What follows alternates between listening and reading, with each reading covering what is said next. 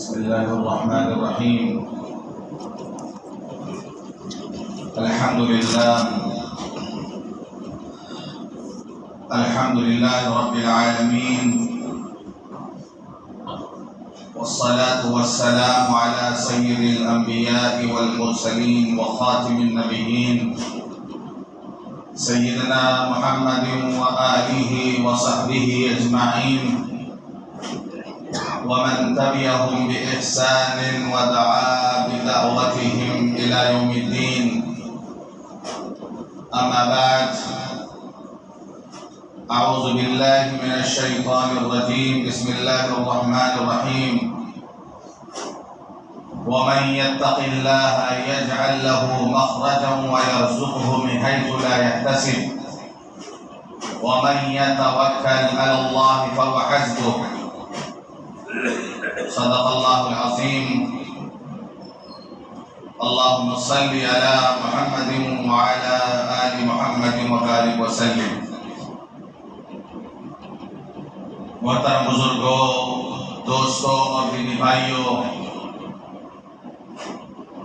آج کل جو حالات ہیں ہر شخص پریشان ہے، خاص طور پر روزی روزگار کو لے کر، کاروبار کو لے کر ہر شخص پریشان ہے۔ فیکٹری والا کہہ رہا یہ مال نہیں نکل رہا، مال بنا کر کے گناہوں میں بھرا ہوا ہے، لینے والے نہیں مل رہے ہیں۔ دکاندار شکایت کر رہا کہ مال بکری نہیں ہو رہا، ملازم رو رہا کہ ہماری تنخواہ نہیں بڑھ رہی۔ ہر شخص پریشان ہے۔ زیادہ ہم پریشان ہوتے ہیں کسی امام کے پاس، کسی عالم کے پاس، کسی حافظ کے پاس جا کر کہتے ہیں کوئی تعویذ دے دیجئے، دکان و مکان کی خیر و برکت کے لیے کوئی تعویذ دے دیجئے، جس کو ہم جا کر کے دکان میں لگائیں اور اعلیٰ دین کا چراغ ہمارے ہاتھوں میں لگ جائے۔ ان کی بھی دکان چل رہی ہے اسی بہانے، آپ کی چلے نہ چلے، ان کی تو ٹھیک چل رہی ہے۔ لیکن ہم ایمان والے ہیں، ہم قرآن کو پڑھتے ہیں۔ قرآن نے کیا تعلیم دی ہے، رزق کی برکت کے لیے قرآن نے کیا اصول مرتب کیے ہیں، ہمارے روزی روزگار میں برکت ہو اس کے لیے قرآن کی کیا تعلیم ہے، نہ ہم ان کو جاننے کی کوشش کرتے ہیں، اور اگر جان جاتے ہیں تو عمل کرنے کی کوشش نہیں کرتے۔ ہم شارٹ کٹ چاہتے ہیں کہ ہمیں کچھ نہ کرنا پڑے۔ حافظ جی کرتے ہیں، مولوی صاحب کرتے ہیں، امام صاحب کرتے ہیں، ہمیں کچھ نہ کرنا پڑے۔ کسی کا انتقال ہو جائے تو حافظ جی قرآن خوانی کرتے ہیں، قرآن پڑھ کر کے بخش دیتے ہیں، گھر والے کچھ نہ کریں۔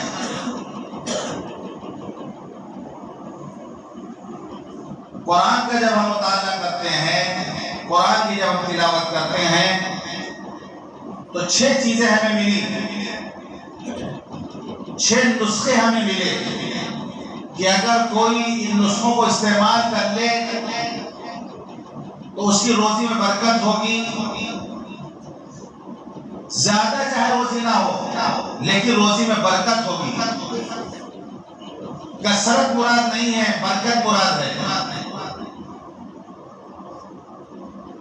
سب سے پہلی چیز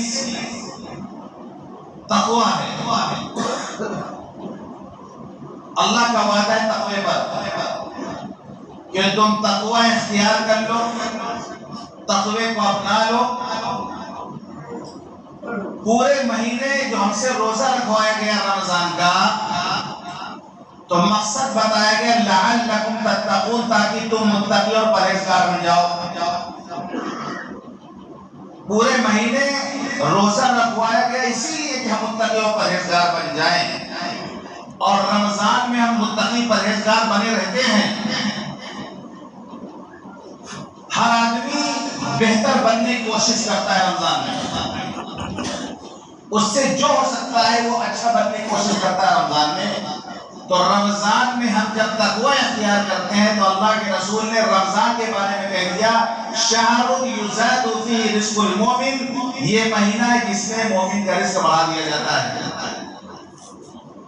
پورے مہینے ہم تقوی کے ساتھ رہتے ہیں تو ہمارا رزق بڑھ جاتا ہے۔ کیسے کیسے انواع و اقسام کی لذیذ چیزیں ہمیں کھانے کو رمضان میں ملتی ہیں۔ ایک مہینے ہم نے تقوی اختیار کیا، اللہ اچھی سے اچھی چیز ہمیں رمضان میں کھلاتا ہے۔ اور آپ نے فرمایا تھی کہ روزی بڑھ جاتی ہے مومن کے رمضان میں۔ تو یہی تقوی جب باقی زندگی میں ہمارے اندر آئے گا، یہی تقوی جب سال بھر میں اختیار کریں گے، رمضان کے بعد بھی تقوی اختیار کریں گے، تو پھر ہماری روزی میں برکت ہوگی۔ کیونکہ تقوی کہتے ہیں 1997 کی بات ہے، سن 1997 میں امام حرم آئے تھے لکھنؤ، میں اس وقت ندوۃ العلماء میں طالب علم تھا۔ ندوے میں آئے تھے، وہ جلسہ تھا، بہت بڑا جلسہ تھا۔ اس جلسے میں دونوں کے لوگ امام آئے تھے، شیخ عبداللہ سبیل جو انتقال کر چکے ہیں، وہ ہیڈ امام تھے حرم کے، حرمین کے ہیڈ تھے وہ۔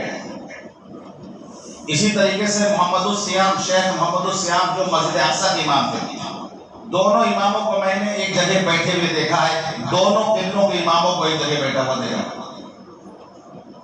تو امام حرم عبداللہ سبیل بوڑھے تھے، بڑے اللہ کے ولی تھے، وہ امام حرم تھے، ظاہر سی بات ہے ہر آدمی مقابلے میں نہیں کھڑا ہو سکتا امامت کے لیے۔ ان کے بارے میں سنا کہ ایک مرتبہ بارش نہیں ہو رہی تھی، وہاں لوگ پریشان تھے، شیخ گئے ہوئے تھے سفر پہ، سفر سے واپس آئے، لوگوں نے کہا حضرت دعا کر دی، بارش نہیں ہو رہی۔ مغرب کی نماز کا وقت تھا، گئے سورہ فاتحہ پڑھی اور والتین والزیتون ایک خاص انداز سے پڑھنے لگے، اور اسی وقت بارش ہونے لگی۔ تو ان کی تقریر کا کچھ جملے ہمیں یاد ہیں، ابھی بھی یاد ہیں۔ انہوں نے اپنی تقریر میں کہا تھا حقیقت التقوی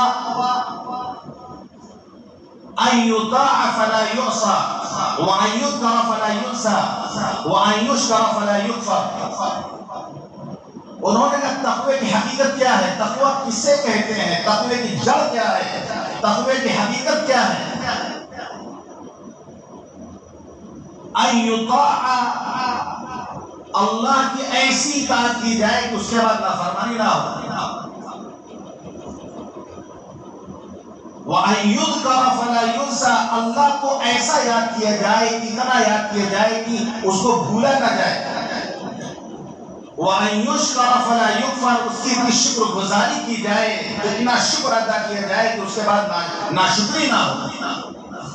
یہ تقوی کی حقیقت انہوں نے بتائی تھی کہ تقوی گویا کوئی وقتی چیز نہیں ہے، کوئی وقتی چیز نہیں ہے، ایسی اطاعت کی جائے کہ نافرمانی نہ ہو، اتنا شکر ادا کیا جائے کہ ناشکری نہ ہو۔ یہ تقوی کی حقیقت اس وقت انہوں نے بتائی تھی۔ اور ایک لفظ کہا التقوی ہی السفینۃ المنجیہ من ہلکات، تقوی یہ کشتی ہے جو انسان کو ہلاکت سے بچا کر کنارے لگا دیتی ہے۔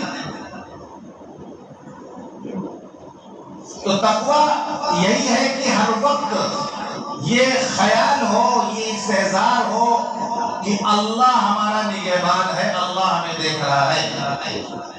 یہ عادت ہماری ہو جائے، یہ عادت ہماری ہو جائے، یہ استحضار ہر وقت ہمیں رہے کہ اللہ ہمیں دیکھ رہا ہے، نہ جگہ کے ساتھ خاص ہو، نہ وقت کے ساتھ خاص ہو۔ تو تقوی پر اللہ نے رزق کا وعدہ کیا ہے۔ اللہ فرماتا ہے وَمَن يَتَّقِ اللَّهَ يَجْعَل لَّهُ مَخْرَجًا وَيَرْزُقْهُ مِنْ حَيْثُ لَا يَحْتَسِبُ۔ جو اللہ سے ڈرے گا، جو اللہ کا لحاظ کرے گا، اللہ اس سے ہر تنگی سے نکلنے کا راستہ نکال دے گا۔ کہیں بھی کوئی تنگی ہوگی، کوئی پریشانی ہوگی، اس سے نکلنے کا راستہ اللہ بنا دے گا اس کے لیے۔ وَيَرْزُقْهُ مِنْ حَيْثُ لَا يَحْتَسِبُ، اسے ایسی جگہ سے رزق دے گا جہاں سے اس کو وہم و گمان بھی نہیں ہوگا۔ یعنی گمان سے ورا ہمارے ذہن و گمان میں بھی نہیں ہوگا کہ ایسی جگہ سے اللہ رزق پہنچائے گا۔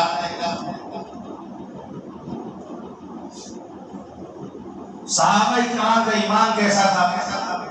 وہاں کا معاملہ تو الگ تھا، اتنا مضبوط ایمان تھا، ایسا تقویٰ ان کے اندر تھا کہ ایک صحابی حضرت مقداد رضی اللہ عنہ مدینہ منورہ میں جو بقیع الغرقد ہے، جو جنت البقیع ہے، پہلے وہ ویرانہ تھا پورا، دور لوگ چلے جاتے تھے ضرورت پوری کرنے کے لیے، حاجت پوری کرنے کے لیے، روکھا سوکھا کھانا کھاتے تھے، موٹا چھوٹا کھانا کھاتے تھے، تو کئی دن تک ضرورت ہی نہیں پڑتی تھی ان کو، اور لیٹرین بھی ہوتی تھی، پاخانہ بھی ہوتا تھا، تو اونٹنی کی مینگنی کی طرح ہوتا ہے، جیسے اونٹنی کا ہوتا ہے، یہ آتا ہے روایتوں میں، کھانے نہیں ملتا تھا، پیٹ سوکھا رہتا تھا، ہمارے تھوڑے سے دہی بھی چل رہا، کھیرا بھی چل رہا، اور لسی بھی چل رہا، یہ سب چل رہا تھا، پیٹ میں سب قبض نہیں ہے، پیٹ میں گرمی میں ٹھنڈے کا پورا انتظام ہے ہمارے یہاں۔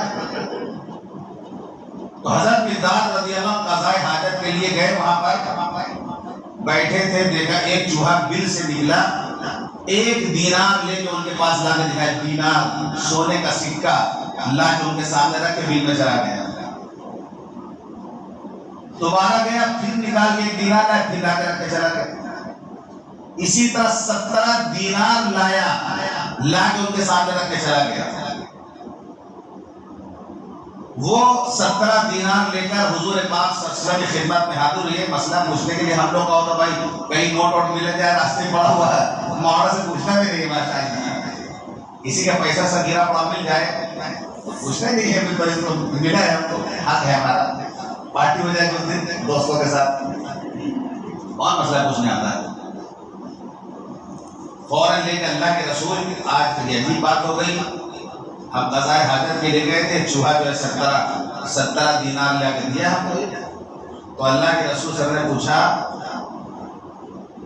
تم نے بل ہاتھ ڈال کے نکالا تھا؟ چلیے اللہ کے رسول ہم نے بل ہاتھ نکالا، خود سے لا کے دے رہا تھا۔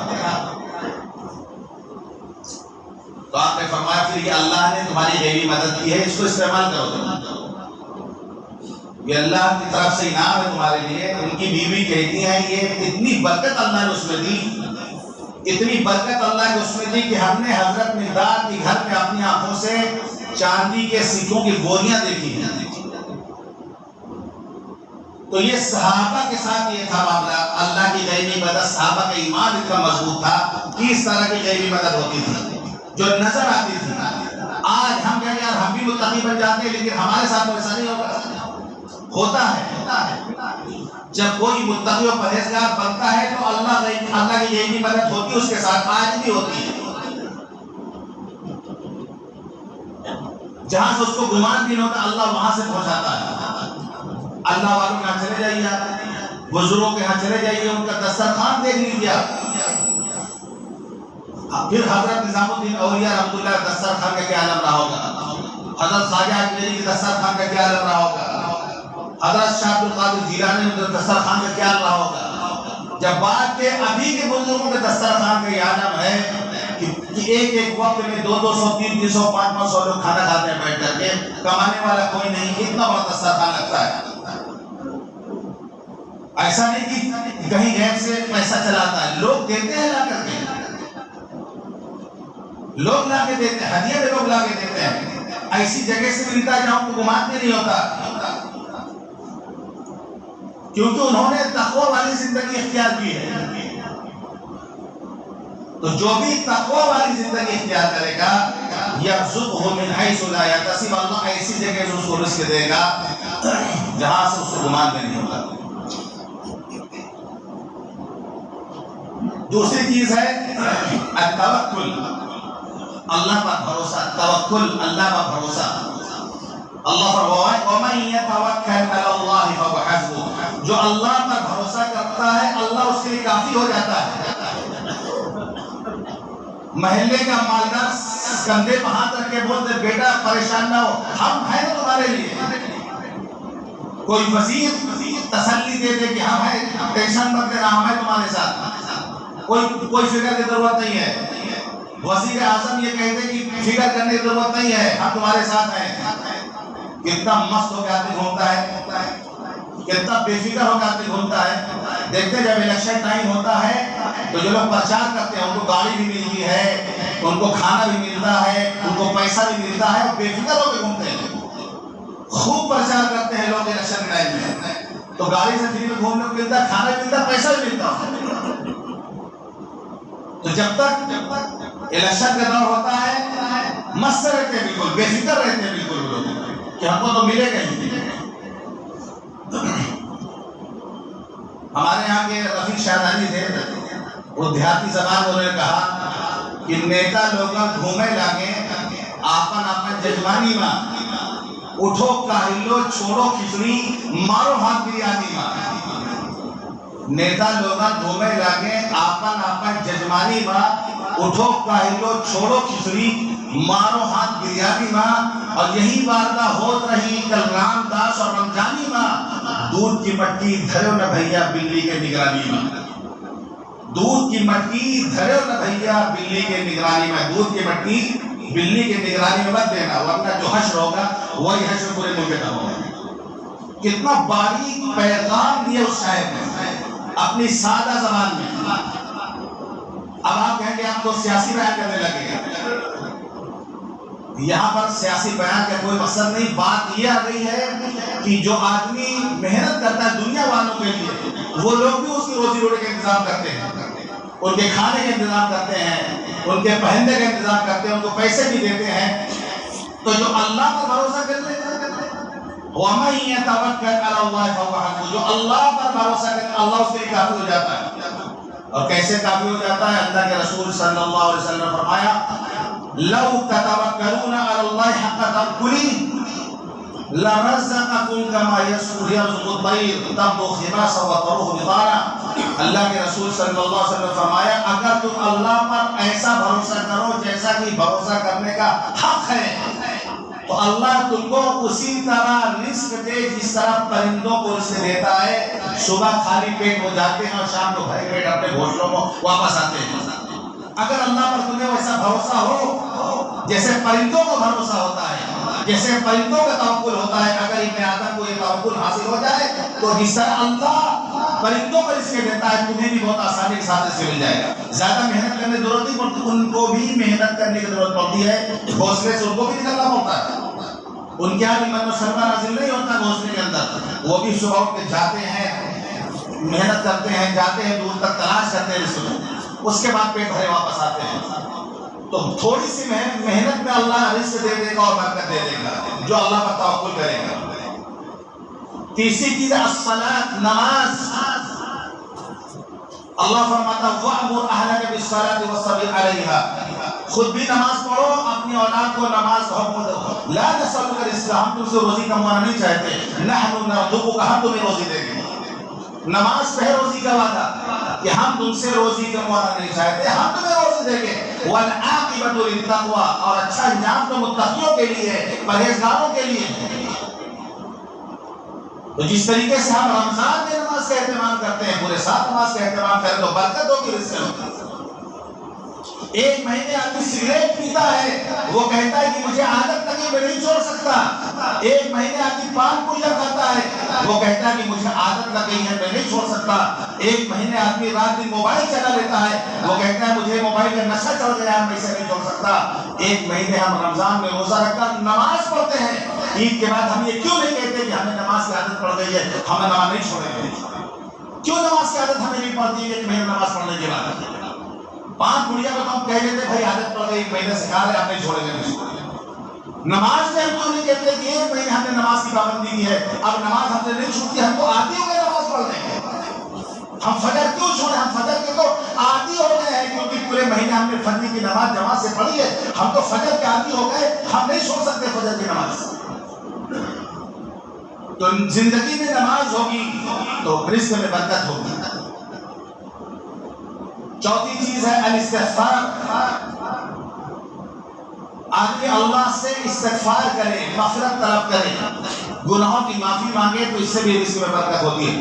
حضرت نوح علیہ السلام کے بارے میں آتا قرآن کہتا ہے، حضرت نوح علیہ السلام نے اللہ سے کہا فَقُلْتُ اسْتَغْفِرُوا رَبَّكُمْ، کہ اے اللہ ہم نے اپنی قوم سے کہا استغفروا ربکم، معافی مانگو اپنے رب سے، استغفار کرو اپنے رب سے، انہ کان غفارا، بے شک وہ گناہوں کو معاف کرنے والا ہے۔ یرسل السماء علیکم مدرارا، وہ آسمان سے موسلادھار بارش تمہارے لیے برسائے گا۔ وَيُمْدِدْكُمْ بِأَمْوَالٍ وَبَنِينَ، تمہارے مال میں تمہاری اولاد میں اضافہ کرے گا۔ وَيَجْعَلْ لَكُمْ جَنَّاتٍ وَيَجْعَلْ لَكُمْ أَنْهَارًا، تمہارے لیے باغات بنا دے گا، تمہارے لیے نہریں جاری کر دے گا۔ یہ استغفار کی برکت بتا رہے حضرت علیہ السلام اپنی قوم کو۔ اسی طرح اللہ کے رسول صلی اللہ علیہ وسلم فرمائے من لزم الاستغفار، جو استغفار کو لازم کر لے اپنے اوپر، یعنی ہر وقت وہ استغفار کرتا رہے، اللہ ہر تنگی سے نکلنے کا راستہ بنا دے گا، ہر پریشانی کو اس سے دور کر دے گا، ایسی جگہ سے اسے رزق دے گا جہاں سے اس کو گمان بھی نہیں ہوگا۔ یہاں پر بھی وہی الفاظ ہیں جو تقوی کے لیے آئے قرآن میں، یہ حدیث میں استغفار کے لیے آئے ہیں۔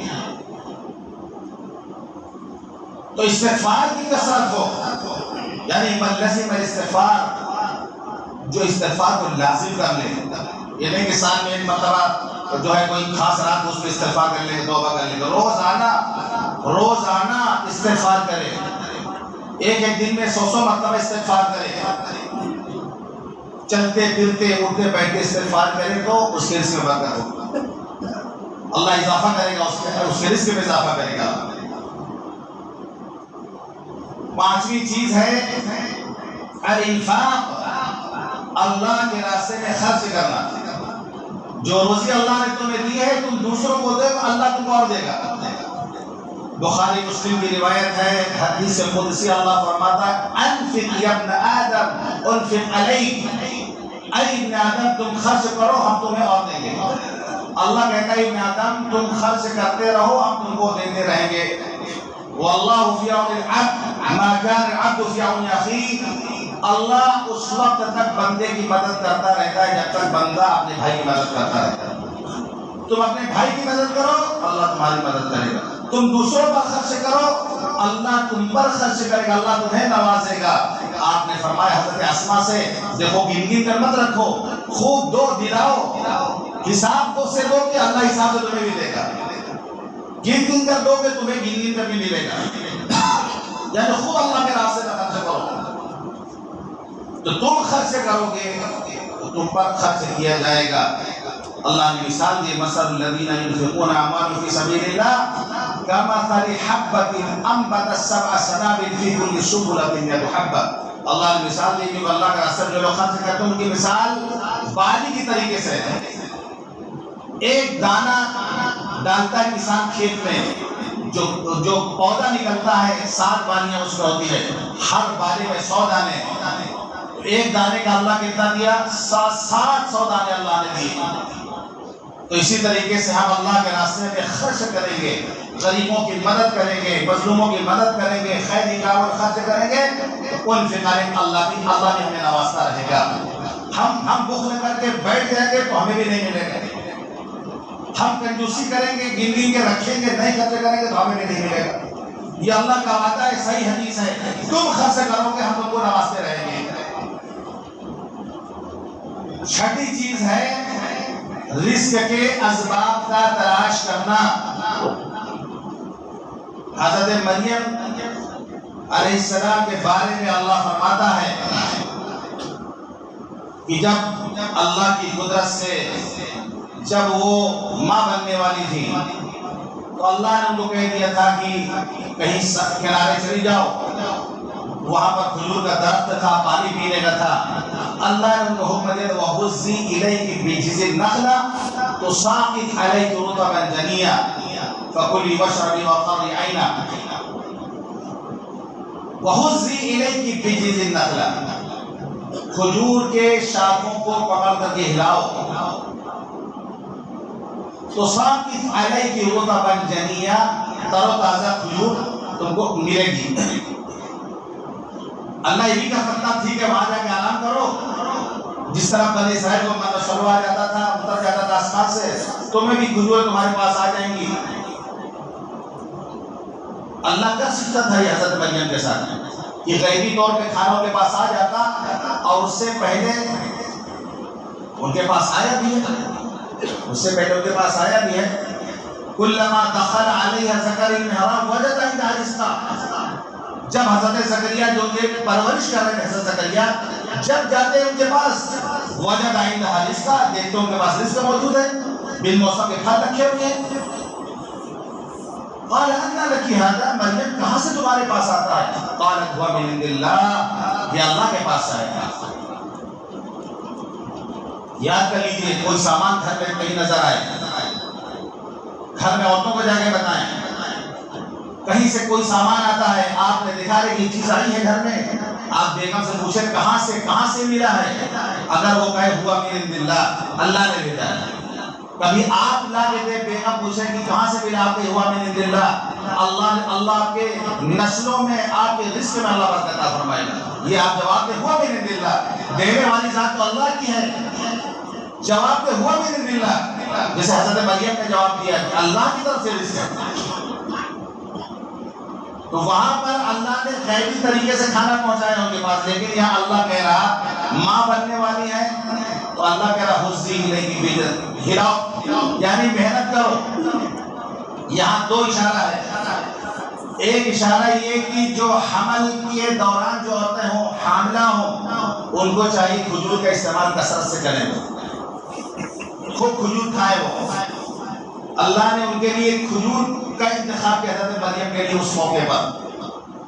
اور دوسری چیز یہ ہے کہ تھوڑا محنت کریں، چلے پھرے کام کریں۔ آج کل کیا ہے، لانڈی بیٹی ہے، لانڈی بہو ہے، خوشخبری ہوئی پھر آرام کر بیٹھا، ہلنا مت بستر سے، ہلنا مت بستر سے۔ اب وہ بیچاری رات دن آرام کر رہی، 9 مہینوں اس نے خوب آرام کیا، اور پھر جا کر کے ڈاکٹر نے آپریشن کر دیا۔ چاہیے پھٹا جو عورتیں بھٹے پہ اینٹیں لگاتی ہیں، مزدور عورتیں جو دیہاتوں میں کام کرتی ہیں، ان کو آپریشن ضرورت نہیں پڑتی، ان کو محنت کرتی ہیں، وہ پورے وہ جیسے روز کرتی ہیں ان دنوں تک بھی محنت کرتی ہیں وہ۔ یہ اللہ کا نظام ہے، جب نظام کے خلاف ہم جائیں گے تو حالات بدلیں گے پھر۔ تو آج عورتیں زیادہ آرام کرنے لگی ہیں، اس لیے آپریشن 99% آپریشن ہونے لگا، ورنہ قرآن کی آیتیں ہیں، آپ پڑھ کر کے دم کر دیے، پانی پر دم کر دیے، گڑ پر دم کر کے کھلا دیجیے، نارمل ڈلیوری ہوگی، آپ پیسے بچ جائیں گے، لیکن اس کے لیے شرط ہے کہ پہلے جو ہے کام ہم کروائیے ان سے۔ تو اس سے دو باتیں معلوم، اللہ نے حضرت مریم سے کہا کہ درخت کھجور کے درخت کو ہلاؤ تب کھجور تم کو ملے گی۔ تو یہاں پر اللہ نے اسباب اختیار کرنے کا حکم دیا، رزق کا اسباب اختیار کرنے کا حکم دیا، اسباب کو چھوڑنے کا حکم نہیں دیا۔ یہ کہا کہ سبب اختیار کرو، اسباب اختیار کرو، یہ نہیں کہ ہم گھر پہ پڑے رہیں گے اور یہ کہیں کہ اللہ نے مقدر میں لکھا ہوگا تو آج دوپہر کی بریانی ہم بستر پہ کھائیں گے۔ یہ اس کا حکم ہمیں نہیں ہے، ہمیں ہے کہ اسباب اختیار کیا جائے، اسباب اختیار کیا جائے، اسباب پر اعتماد نہ کیا جائے، اسباب اختیار کیا جائے، اسباب پہ اعتماد اور بھروسہ نہ کیا جائے۔ بے شک اللہ اسباب کے بغیر بھی دینے پر قادر ہے، یہ اللہ کی قدرت ہے، لیکن اللہ کی سنت یہی ہے کہ آپ اسباب اختیار کریں۔ اللہ نے دنیا کا نظام ایسا بنایا ہے کہ آپ اسباب اختیار کریں۔ بے شک اللہ قادر ہے، ایسے واقعات ملتے ہیں کہ اللہ نے غیبی طور پہ مدد کی، غیبی طور پہ کھانا آیا، غیبی طور پہ چکی چلی، اللہ قادر ہے، لیکن اللہ کا نظام نہیں کائنات کو چلانے کا۔ کائنات کو چلانے کا جو نظام ہے وہ اسباب کے ساتھ ہے، اسباب کو اختیار کرنے کا حکم دیا گیا۔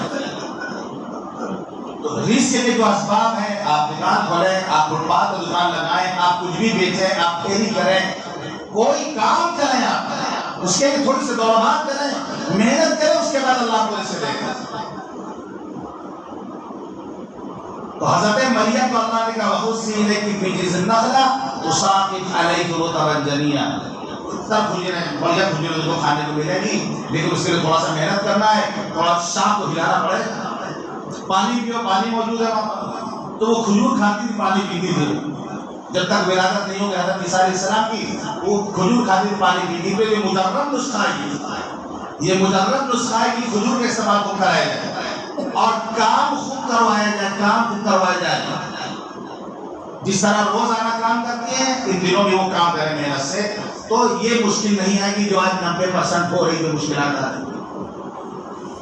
تو یہ 6 چیزیں ہیں جو قرآن سے ہمیں ملتی ہیں کہ ان 6 چیزوں کو اگر ہم اختیار کر لیں، تقویٰ، توکل، صلاۃ، استغفار، انفاق اور اسباب رزق، یہ 6 چیزیں ہیں، 6 نسخے ہیں، اگر ہم ان کو اختیار کر لیں تو پھر ہمارے رزق میں برکت ہوگی، رزق میں وسعت ہوگی۔ ایسی جگہ سے اللہ رزق دے گا جہاں پہ ہمیں گمان بھی نہیں ہوگا، ہمارے تصور سے بھی باہر وہ چیز ہوگی، ہم تصور نہیں کر سکتے وہ چیز ہمارے لیے ہو جائے گی، کیونکہ اللہ ہر چیز پر قادر ہے۔ اللہ تعالی ہم سب کو کہنے اور سنت عمل کرنے کی توفیق عطا فرمائے۔ وآخر دعوانا الحمد للہ رب العالمین۔